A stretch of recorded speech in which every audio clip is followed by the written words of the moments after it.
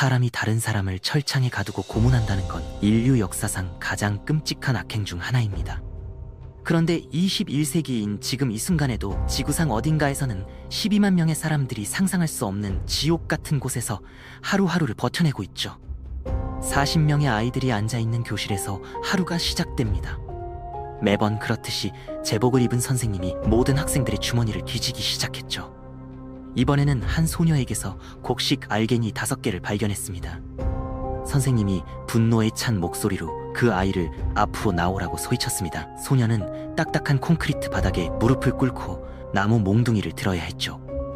이어지는 구타는 참혹했고 다른 39명의 아이들은 아무 말도 하지 못한 채 지켜볼 수밖에 없었습니다. 매질은 소녀가 바닥에 쓰러질 때까지 계속됐고 친구들이 그녀를 집까지 데려다 주었지만 그날 밤 소녀는 숨을 거뒀습니다. 이 아이와 나머지 39명 모두는 북한에서 가장 잔인하기로 악명 높은 14호 정치범 수용소에 갇힌 죄수들이었죠. 이 수용소는 나치의 강제 수용소나 소비에트의 굴라그와 비교되곤 했습니다. 하지만 그들만의 독특하고 끔찍한 방식이 있었죠. 기산 산맥 깊숙한 곳에 숨겨져 있으며 부모나 조부모가 저지른 죄로 인해 끌려온 사람들을 가두는 곳입니다. 한번 이곳에 발을 들여놓으면 대부분은 다시는 밖으로 나오지 못했죠. 수감자들은 비인간적인 환경에서 강제 노역에 시달리고 아주 사소한 실수 하나도 목숨을 앗아갈 수 있었습니다. 탈출은 거의 불가능에 가까웠고 극소수만이 목숨을 걸고 위험천만한 탈출을 시도해 살아남았습니다. 이야기의 중심에는 신동혁이라는 남자가 있습니다. 곡식 알갱이 때문에 맞아 죽은 소녀를 목격했던 바로 그 어린 소년이었죠. 신 씨는 그 소녀가 그런 벌을 받아 마땅하다고 의심 없이 믿었습니다. 음식을 훔쳤으니까요. 14호 수용소에서 절도는 곧 죽음을 의미했고 그는 그것에 대해 의문을 품지 않았습니다. 다른 세상을 알 방법이 없었으니까요. 수용소의 규칙이 그의 전부였던 현실이었죠. 신 씨는 14호 수용소에서 태어났지만 그의 부모는 사랑으로 만나지 않았습니다. 교도관들이 서로를 짝지어준 것이었죠. 남녀 간의 애정 표현은 엄격하게 금지돼 있었고 여성이 허락 없이 임신하면 그녀와 아기 모두 총살당했습니다. 14호 수용소에서 아이를 가질 수 있는 유일한 방법은 모범적으로 행동하는 것이었습니다. 열심히 일하고 더 중요한 건 다른 사람들을 고발하는 사람만이 보상으로 결혼을 허락받을 수 있었죠. 이렇게 해서 신동혁과 그의 형 신의관이 태어났습니다. 하지만 그들은 진정한 가족으로 자라지 못했고 어머니는 자신의 과거에 대해 결코 말하지 않았습니다. 워싱턴 북한인권위원회의 그렉 스칼라프 대표는 말합니다. 반정부 인사가 될 필요도 없었습니다. 반정부적이라고 의심받거나 잘못을 저질렀다고 여겨지거나 잘못된 사상을 가졌다고 판단되거나 잘못된 사람들과 연관됐다고 생각되면 수용소로 끌려갔죠. 신 씨와 그의 어머니가 살던 집은 다른 세 가족과 함께 방 하나를 나눠 쓰며 바닥에서 잠을 자는 곳이었습니다. 부엌에는 전구 하나뿐이었고 전기는 하루에 2시간만 들어왔습니다. 수도도 없고 가구도 없고 샤워 시설도 없었으며 생존하기 위한 최소한의 음식조차 거의 없었죠. 14호 수용소의 넓이는 약 155제곱킬로미터로 추정되는데 이는 맨해튼의 3배 정도 크기입니다. 60km 길이의 철조망과 순찰로, 막사, 경비초소, 검문소로 보호받고 있었죠. 전체 지역은 강 계곡에서 산 정상까지 뻗어 있으며 대동강과 청천강이 천연, 장벽 역할을 했습니다. 이 수용소는 자체 철도망을 갖추고 있으며 전기도 자체 생산했고 학교도 있었습니다. 신 씨가 매일 다니던 곳이 바로 여기였죠. 그의 선생님은 경비원 제복을 입고 무기를 소지했으며 무엇보다 복종을 가르쳤습니다. 수용소 규칙은 잔혹했고 총 10개 조항이 있었는데 아주 사소한 위반도 사형으로 처벌될 수 있었습니다. 규칙 1번은 탈출 시도를 목격하고 신고하지 않으면 즉시 총살한다는 것이었고 규칙 3번은 누구든지 음식을 훔치거나 숨기면 즉시 총살한다는 것이었습니다. 규칙 5번은 탈출자의 물건을 소지하거나 숨기거나 탈출자와 공모하거나 탈출자를 신고하지 않으면 즉시 총살한다는 것이었죠. 북한 전역에는 다양한 종류의 구금시설이 있습니다. 그중 가장 악랄한 것이 관리소라고 불리는 곳이죠. 14호 수용소가 그중 하나로 이를 완전통제구역이라고도 부르는데 사람들은 결코 그곳에서 나오지 못합니다. 그들은 그냥 쇠약해져 가기만 하죠. 신 씨의 어머니는 논에서 매일 10시간에서 15시간씩 고된 노동을 해야 했습니다. 할당량을 채우면 그날 밤을 버틸 정도의 음식과 다음 날을 견딜 만큼의 음식만 받았죠. 북한은 생산 목표에만 집중했고 목표를 달성하지 못하면 더 적게 먹고 더 많이 일하는 악순환이 계속됐습니다. 신 씨는 학교에 들어간 순간부터 교실 생활과 탄광에서의 고된 노동으로 나뉘었습니다. 긴 노동 시간은 끊임없는 극심한 굶주림으로 더욱 견디기 어려워졌죠. 그에게 어머니는 사랑이나 보살핌의 원천이 아니었습니다. 빈약한 음식 한 조각 한 조각을 두고 경쟁하는 상대였죠. 김용 씨는 14호 수용소에 끌려왔을 때 40대 중반이었고 외부 세계를 아주 잘 알고 있었습니다. 사실 그는 고위 군인이자 국영기업의 부사장으로 예전에는 풍족한 생활과 개인 운전기사 그리고 고위 공무원으로서의 모든 특권을 누렸죠. 이제 그도 석탄 광산에서 일해야 했습니다. 김 씨는 이곳에 오기 위해 어떤 법도 어기지 않았습니다. 북한에서는 이런 형태의 집단 처벌을 연좌제라고 부르는데 가족 구성원이 저지른 범죄에 대해 최대 3대까지 처벌받을 수 있죠. 김 씨가 어렸을 때 그의 아버지와 형은 미국을 위한 첩보 활동 혐의로 기소되어 처형당했습니다. 그 후 김 씨는 새로운 이름으로 고아원에 보내졌죠. 누군가 그의 진짜 출생의 비밀을 알아내기까지는 40년 이상이 걸렸습니다. 재판 절차는 전혀 없었고 이것은 법 밖의 처벌이었죠. 그들은 한밤중에 당신과 당신의 가족을 데려가고 당신은 그냥 사라져버렸습니다. 교도관들이 수감자들을 통제하기 위해 사용하는 가장 강력한 도구는 공포였습니다. 김 씨가 14호 수용소에 있는 동안 총 25명의 수감자가 처형당했죠. 어느 날 그는 나무에서 떨어진 밤을 줍다가 동료 수감자가 살해당하는 것을 목격했습니다. 김 씨는 대부분의 시간을 지하에서 보냈고 햇빛도 자비도 없이 끝없이 긴 시간을 일했습니다. 그는 이전에 이런 종류의 노동을 경험해 본 적이 없어 고전했죠. 실수는 피할 수 없었고 실수할 때마다 곁을 떠나지 않는 경비원의 처벌을 받았습니다. 어느 날 경비원이 총 개머리판으로 김 씨를 때려 의식을 잃게 만들었습니다. 그 후 이틀 동안 그는 음식의 절반만 받을 수 있었죠. 김 씨는 14호 수용소에서 2달 넘게 이런 생활을 한 후 일을 끝내기로 결심했습니다. 하루 종일 일한 후 그는 광산 갱도의 엘리베이터에 들어섰습니다. 금속 우리는 약 600m 높이까지 올라갔고 그는 안전핀을 당겼습니다. 엘리베이터는 추락했지만 김 씨는 살아남았고 악순환은 계속됐죠. 신 씨가 6에서 7세가 되자 수용소의 경계가 바뀌어 그의 마을은 강 건너편에 이웃한 18호 수용소에 합병됐습니다. 14호 수용소보다는 덜 잔혹하다고 여겨졌지만 신 씨의 삶은 거의 변하지 않았죠. 신 씨가 15세가 되었을 때 어머니 집을 떠나 아버지와 함께 살게 되었습니다. 어느 날 선생님은 신 씨의 좋은 행실에 대한 보상으로 어머니 집에서 하룻밤 보내는 것을 허락했습니다. 그가 도착했을 때 또 다른 손님이 기다리고 있었죠. 21세인 그의 형 신의관이었습니다. 몇 킬로미터 떨어진 교도소 시멘트 공장에서 일하고 있던 형을 신 씨는 전혀 좋아하지 않았습니다.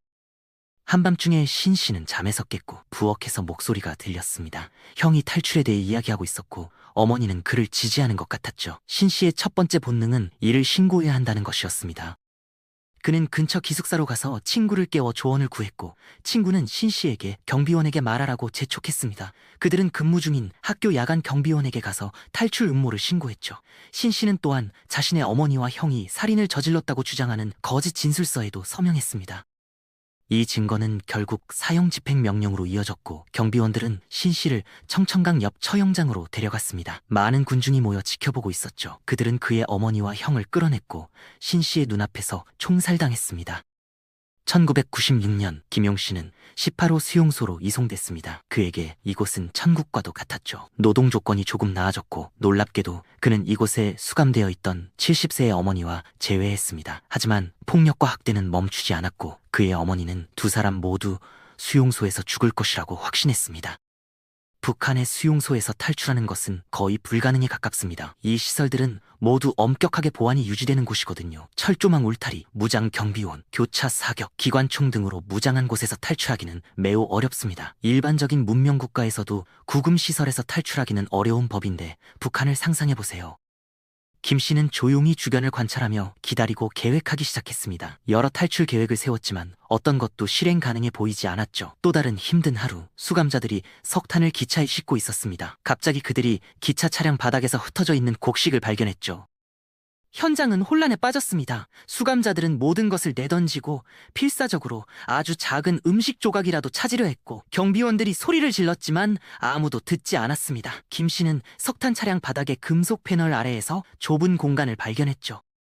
그는 그 안으로 몸을 밀어넣었고 기차가 18호 수용소에서 덜컹거리며 빠져나갈 때 함께 나갔습니다. 몇 시간 후 기차는 새벽 4시경 고원역에 도착했죠. 정확히 어떻게 했는지는 알 수 없지만 김 씨는 은신처에서 기어나와 밤의 어둠 속으로 사라졌습니다. 김 씨는 18호 수용소 탈출에는 성공했지만 자유를 향한 그의 길은 여전히 매우 멀었습니다. 그는 일꾼의 작업복을 발견한 후 옷을 갈아입고 중국과 몽골을 거쳐 한국에 도착하기까지 수개월에 걸친 위험한 여정을 시작했죠. 신 씨 역시 18호 수용소에서 2번 탈출을 시도했지만 2번 모두 다시 붙잡혔습니다. 2번째 시도 후 신 씨는 14호 수용소로 다시 보내져 고문만을 목적으로 하는 특별 구금시설에 갇혔죠. 저는 아직도 고문의 상처와 화상을 안고 있습니다. 제 팔을 보세요. 제 팔은 정상이 아니에요. 구부러져 있고 기형입니다. 고문받기 전에는 팔이 똑바로 펴져 있었어요. 고문받을 때 제 팔은 밧줄로 묶여 뒤로 당겨졌습니다. 4주간의 고문 후 그는 칠흑 같은 어둠 속에 갇혔습니다. 창문도 없고 누울 공간도 거의 없는 곳에서 앞으로 6개월을 보내야 했죠. 석방 후 신 씨는 일반 수감자로 복귀했고 석탄 광산, 농장, 그리고 마침내 의류 공장에서 일해야 했습니다. 이곳에서 그는 지금까지 본 사람과는 전혀 다른 남자 박용철을 만났습니다. 명문가 출신인 박 씨는 한때 좋은 직업을 가졌고 북한 국경 너머의 세계를 경험한 적이 있었죠. 그때쯤 신 씨는 자신이 사형수 명단에 올라 있다는 것을 이미 알고 있었고 박 씨와 함께 세 번째이자 마지막 탈출을 계획하기 시작했습니다. 신 씨와 박 씨는 다른 수감자들과 함께 산에서 목재 작업을 하도록 배정받았습니다. 그들은 울타리 바깥쪽 근처에서 나무를 베고 있었죠. 수용소의 울타리는 약 3m 높이이고 고압 철조망으로 둘러싸여 있었으며 다음 감시탑은 400m 떨어져 있었습니다. 신 씨는 순찰을 지켜보며 두 탑 사이에는 경비원이 가까이에 없어 발견하기 어려운 긴 틈이 있다는 것을 확인했습니다. 계획은 단순했죠. 눈 속에서 발자국을 쉽게 찾을 수 없도록 해가 질 때까지 기다린 후 고압선에 닿지 않고 통과하는 것이었습니다. 해가 지면서 신 씨와 박 씨는 울타리에 더 가까이 다가가 나뭇가지를 자르고 장작을 쌓는 척했습니다. 아무도 그들을 알아차리지 못했죠. 박 씨가 망설였고 신 씨의 심장이 쿵쾅거렸습니다. 그는 박 씨의 손을 잡고 달렸고 박 씨가 그보다 먼저 울타리에 도달했습니다. 박 씨는 가장 낮은 두 전선 사이에 머리를 집어넣으려다 그중 하나에 닿았고 그의 몸이 움직이지 않았습니다. 아래쪽 전선이 그의 무게로 구부러져 좁은 통로를 만들었고 신 씨는 박 씨의 시체 위로 기어갔습니다. 그는 울타리를 거의 넘었지만 다리가 미끄러지며 전선 중 하나에 닿았습니다. 전기가 그를 찢어놨고 바지가 타버렸으며 발목부터 무릎까지 피부가 타들어갔죠. 하지만 그는 어떻게든 넘어갔습니다. 박 씨의 시체는 울타리에 걸린 채 죽어 있었죠. 신 씨는 자신이 해냈다는 것을 깨닫기까지 2시간 동안 뒤돌아보지 않고 달렸습니다. 그는 강을 건너 중국으로 가는데 성공했고 거의 2년간의 여행 끝에 마침내 한국에 도착했습니다. 그렉 스칼라토프에 따르면 현재 북한에서 가장 활발하게 운영되는 수용소들은 변화하고 있지만 더 나은 방향으로는 아니라고 합니다. 국경 근처의 수용소들이 내륙으로 더 이전했다고 전해지며 이로 인해 탈출이 더욱 어려워질 가능성이 있죠. 북한인권위원회는 현재 북한의 수용소에 최대 12만 명이 갇혀있을 것으로 추정합니다. 사실 이 영상을 보는 사람들은 대부분의 북한 주민들보다 북한에 대해 더 많이 알고 있을지도 모르죠. 우리는 오늘날 이 사람들이 고문당하고 상처받고 있다는 사실을 기억해야 합니다. 오늘날의 신동혁은 점차 사회에 적응하며 대중연설가가 되었고 북한 인권을 옹호하는 활동가가 되었습니다. 2015년 신동혁은 자신의 이야기 중 일부를 철회하고 14호 수용소 탈출 과정의 특정 핵심 세부 사항을 수정했다고 인정했습니다. 신 씨에 따르면 당시 어떤 기억들은 너무 고통스러웠고 어떤 기억들은 너무 부끄러워서 진실하게 공유할 수 없었다고 합니다. 이는 고문 피해자들 사이에서 흔한 반응으로 실제로 무슨 일이 있었는지에 대한 자신의 진술을 억누르거나 왜곡하여 대처하는 경우가 많다고 합니다.